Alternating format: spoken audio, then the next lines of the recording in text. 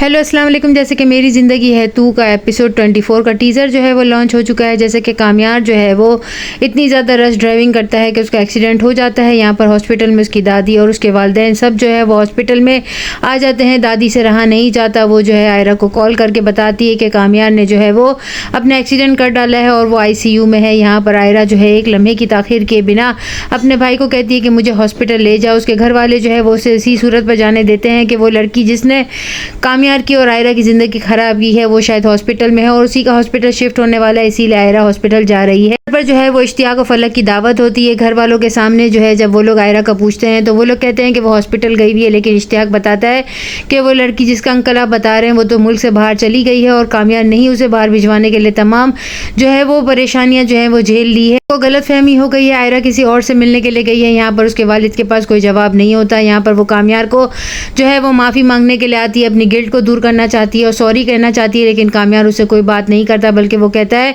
कि तुम्हारे बिना मेरी ज़िंदगी जो है वो अजाब है और तुम्हारे साथ रहना भी मेरी ज़िंदगी जो है वो अजीरन हो गई है। यहाँ पर वो उससे कोई बात नहीं करता, मुँह फेर लेता है, जिस पर वो बाहर आकर रोने लगती है और दादी को कहती है वो मुझे कभी माफ़ नहीं करेगा।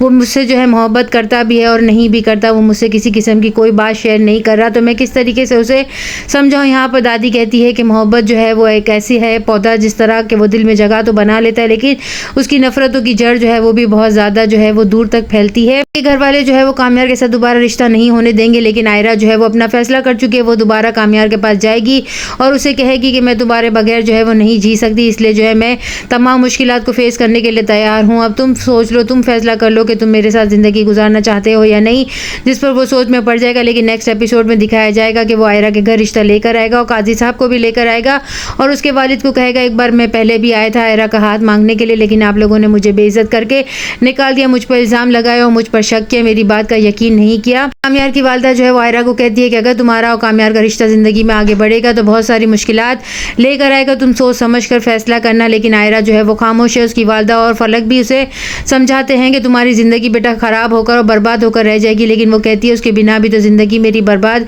हो ही चुकी है। यहाँ पर जब वो अपने वालिद को कहेगी कि मैंने कामयार के साथ शादी करने का और निकाह करने का फैसला कर लिया है, तो उसके वालिद कहेंगे फिर एक फ़ैसला मेरा भी सुन लो, अगर मैं अपना फ़ैसला करूँगा तो फिर मैं किसी की नहीं सुनूंगा और फिर मेरी मर्ज़ी के वो तमाम फ़ैसले होंगे। यहाँ पर वो आयरा को समझाने के लिए बहुत कुछ कहते हैं कि ऐसे रास्ते को ज़िंदगी से जो है वो बदल कर रख देना चाहिए जो हमें बहुत तकलीफ दे। यहाँ जैसे कि आयरा से मोहब्बत तो करता है लेकिन वो उसे ठुकराना भी नहीं चाहता। यहाँ पर वो आयरा को कॉल करके कहता है जैसा तुमने मुझे ठुकरा दिया था और मेरी बात का भरोसा नहीं किया था, अगर मैं भी तुम्हें जो है इसी तरह ठुकरा दूंगा तो फिर मुझ में और तुम में क्या फ़र्क रह जाएगा। यहाँ नेक्स्ट एपिसोड में अब और क्या दिखाया जाएगा, क्या दोनों की शादी हो जाएगी या फिर शादी के बाद भी दोनों इसी तरह एक दूसरे से दूर रहेंगे और क्या होता है। चैनल के साथ बने रहें, लाइक करें, शेयर करें और सब्सक्राइब करें।